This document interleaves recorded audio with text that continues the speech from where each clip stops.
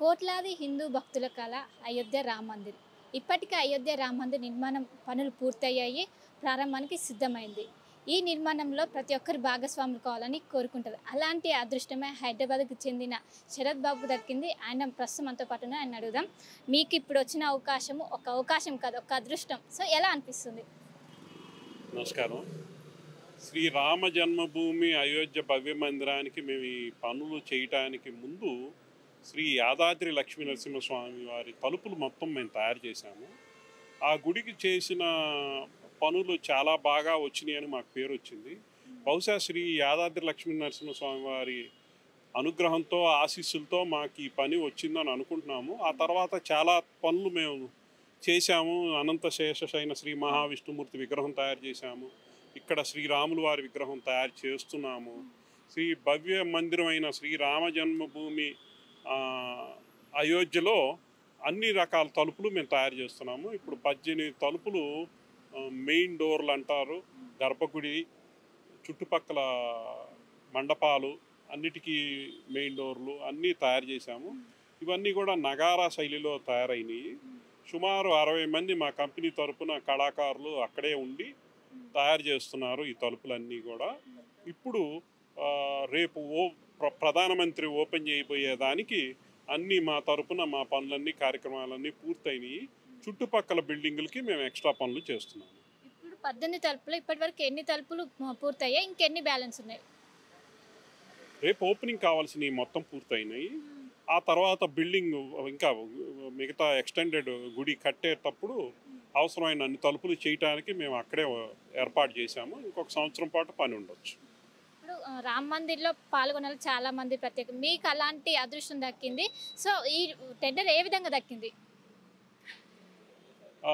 India నుంచి ఒక కలప పనే కాదు, రాళ్ల పని కానీ అది కానీ ఇది కానీ ఇండియాలో ఉన్న అతి మంచి కార్యక్రమాలు చేసే కళాకారుల్ని వాళ్ళు పిలిచి ఇంటర్వ్యూ చేసి మాకు పని ఇస్తున్నారు. అట్లాగే అయోధ్యకి మమ్మల్ని ముందు ఒక మోడల్ తయారు చేసి ఇవ్వమని చంపత్రాయ్ గారు ఆదేశించారు. ఆ ప్రకారం మేము గుడి ఎలా ఉండబోతుంది అని కలపలో మేము తయారు చేసిన మోడలు అక్కడ ప్రతిష్ఠించడం జరిగింది. దర్శన మార్గంలో అది పెట్టాక శ్రీ రామ జన్మభూమి ట్రస్ట్ నుంచి, ఎల్ఎన్టీ నుంచి, టాటా ఇంజనీరింగ్ కన్సల్టెన్సీ నుంచి మాకు తర్వాత పిలుపు వచ్చింది. తర్వాత మా పనులు, మా పాస్ట్ రికార్డు, యాదాద్రిలో మేము చేసిన పనులు చూసి మమ్మల్ని సెలెక్ట్ చేశారు. ఇప్పుడు 18 తలుపులు చూసుకున్నట్లయితే మొత్తం బంగారంతోనే తయారు చేశారా? అండ్ వాటి వెడల్పు ఎంత, పొడవు ఎంత, వాటికి సంబంధించిన డీటెయిల్స్? గర్భగుడి తలుపు వచ్చి 12 అడుగులు వెడల్పు, 8 అడుగులు ఎత్తు, 5 అంగుళాల మందం, పూర్తి బంగారం తాపడం జరుగుతుంది. లోపల మొత్తం బలార్షా టీక్ వుడ్తో చేశాము. చుట్టుపక్కల తలుపులన్నీ కూడా 9 అడుగులు ఎత్తు, సుమారు 5 అంగుళాలు రకరకాల వెడల్పుల్లో జరుగుతున్నాయి పనులు. గతంలో యాదాద్రికి వర్క్ చేశారు, ఇప్పుడు అయోధ్యకి చేస్తున్నారు. సో ఎలా అనిపిస్తుంది? ఆ రెండింటికి డిఫరెన్స్ ఏముంది? యాదాద్రి నరసింహస్వామికి మేము బాగా చేశాము, ఆయన అనుగ్రహించారు కాబట్టి అయోధ్యకు మమ్మల్ని పిలిచారు అనిపిస్తుంది. అయితే ఇది చాలా జాగ్రత్తగా, చాలా బాధ్యతతో చేయాల్సిన పనులు. మమ్మల్ని పిలిచారు అని చెప్పి మేము ఎంతో కేర్ఫుల్గా ఈ పని చేయటానికి నిత్యం టెన్షన్ పడుతూ ఉంటాము. ఈ పని చాలా బాగా కుదిరింది ఫైనల్గా.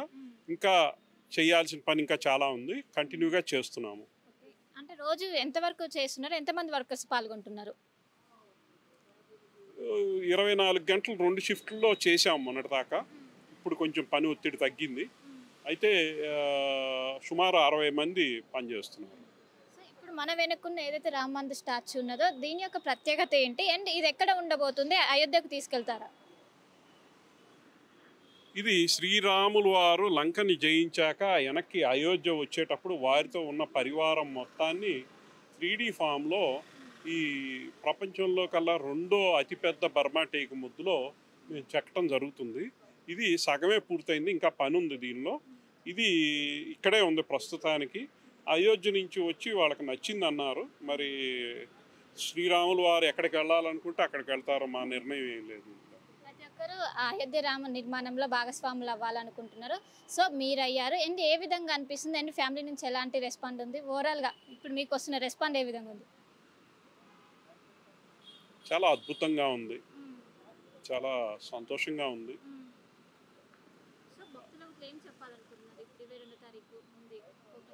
ఓపెనింగ్కి మమ్మల్ని పిలిచారండి. సో మనం ఓపెనింగ్ కూడా చూసుకున్నట్లయితే ఆహ్వానం కూడా ఎవరికి లేదు, దాదాపు ప్రధానమంత్రి తప్ప ఎవరికి గవర్నర్ వీళ్ళు రావద్దని కూడా చెప్పారు. సో మీరు నేరుగా పాల్గొంటున్నారా, ఎలా అనిపిస్తుంది, మీ ఫీలింగ్ ఏంటి? ఆహ్వానం ఇప్పుడు ఆహ్వానం అంటే మమ్మల్ని అందులో భాగంగా పిలిచారు, పనిచేసే మేమే కాదు అందరినీ కూడా. అయితే ఆహ్వానం కన్నా మేము తలుపులే భగవంతుడి చేస్తున్నాం కాబట్టి అది ఇంకా పెద్ద గౌరవం, అది అదృష్టంగా భావిస్తున్నాము. తెలంగాణ నుంచి బహుశా మేమే చేస్తున్నట్టున్నాం, ఇంకా చాలామంది ఉన్నారు. అయితే మెయిన్గా పనిచేసేది మా కంపెనీయే చేస్తుంది. మొత్తం మీద అయోధ్య రామ మందిరానికి సంబంధించిన ఏదైతే 18 తలుపులు ఉంటాయో మెయిన్ గర్భగుడి సంబంధించి మొత్తం హైదరాబాద్కు చెందిన శరత్ కుమార్ ఆధ్వర్యంలో జరుగుతుంది.